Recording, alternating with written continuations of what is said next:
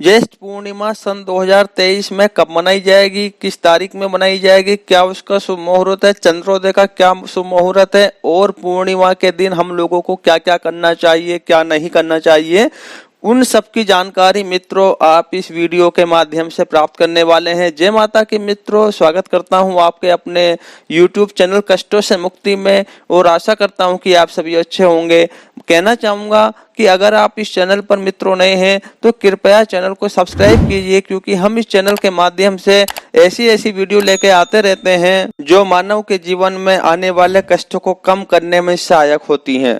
तो मित्रों सब्सक्राइब करने के साथ साथ वीडियो को ज्यादा से ज्यादा लोगों तक शेयर कीजिए और कमेंट्स में ओम नमो भगवते वासुदेवाय जरूर लिखिएगा। ज्येष्ठ माह के शुक्ल पक्ष में जो पूर्णिमा आती है उसी को हम ज्येष्ठ पूर्णिमा के नाम से जानते हैं।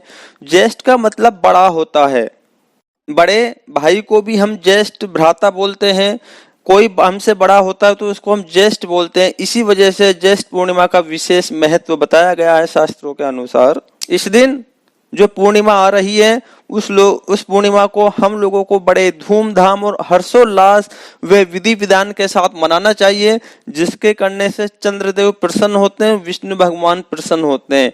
मित्रों अगर चंद्रमा कुंडली में सही स्थान पर बैठे हुए हैं, सही घर में विराजमान है और उनकी जो दशा है चंद्रमा की वो सही है तो हमारे सारे ग्रह बड़े प्रभावित होते हैं और अच्छे और शुभ फल देने वाले होते हैं। इसलिए चंद्रमा को प्रसन्न करने के लिए, चंद्रमा को बलवान करने के लिए, मजबूत करने के लिए हमें चंद्रदेव की पूजा पूर्णिमा के दिन करनी चाहिए, जिससे कि चंद्रमा के साथ साथ हमारे जो बाकी के ग्रह हैं उनकी दशा भी अच्छी हो जाए और हमारे अनुकूल हो जाए, जिससे कि हमारे जो कार्य हैं वो बनते रहें और जो हमारे रुके हुए भी कार्य हैं वो पूर्ण हो जाए। इसी वजह से इसीलिए हम चंद्रदेव को प्रसन्न करने के लिए, चंद्रमा को सुदृढ़ करने के लिए, मजबूत करने के लिए पूर्णिमा के दिन चंद्रमा की, विष्णु भगवान की पूजा करते हैं।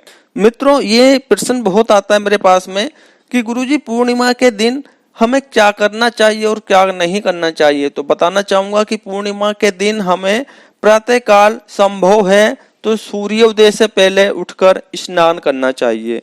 स्नान करते वक्त हो सकता है गंगा जल का अगर हम प्रयोग कर सकते हैं तो गंगा जल का प्रयोग कीजिए, और अगर ये भी संभव है आप गंगा जी में ही जाके स्नान कर लें तो ये और भी अच्छी बात होती है। लेकिन अगर ये संभव नहीं है, आप गंगा जी पर नहीं जा सकते, तो आप घर पर ही अपनी बाल्टी में गंगा जल डालकर स्नान कर सकते हैं।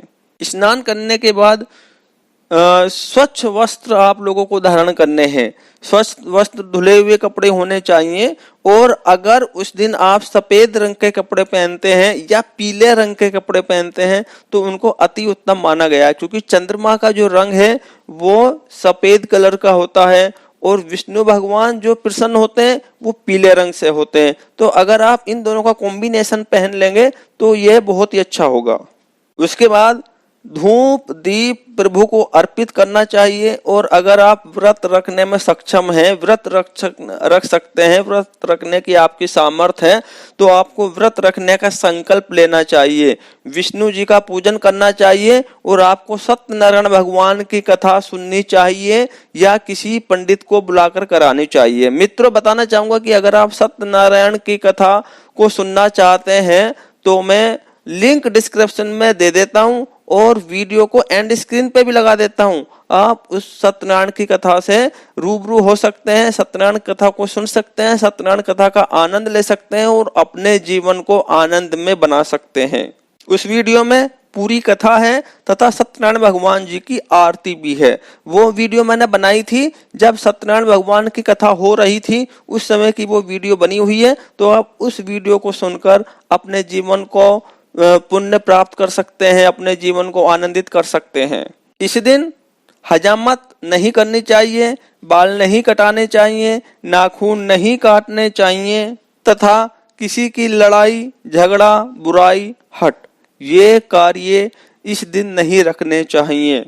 अपने मन में अच्छे विचार रखने चाहिए और ओम नमो भगवते वासुदेवाय का जप करते रहना चाहिए। अगर आप व्रत रख रहे हैं तो व्रत रखते वक्त आपको जो फल होते हैं फलाहार करना चाहिए, मीठा पानी पीना चाहिए तथा व्रत के सभी नियमों का पालन करना चाहिए। जो व्यक्ति व्रत नहीं रख सकते उन व्यक्तियों को उस दिन घर के अंदर प्याज और लहसुन का भी सेवन नहीं करना चाहिए, झूठा अन्न नहीं खाना चाहिए तथा ब्रह्मचर्य का पालन करते हुए अपना समय व्यतीत करना चाहिए। शाम के समय चंद्रमा के दर्शन करने चाहिए। दर्शन करते वक्त ओम नमो भगवते वासुदेवाय का मंत्र बोलते हुए जल चंद्रमा जी को चढ़ाना चाहिए। जल में क्या डालना चाहिए? आपको खीर जरूर बनानी चाहिए पूर्णिमा के दिन।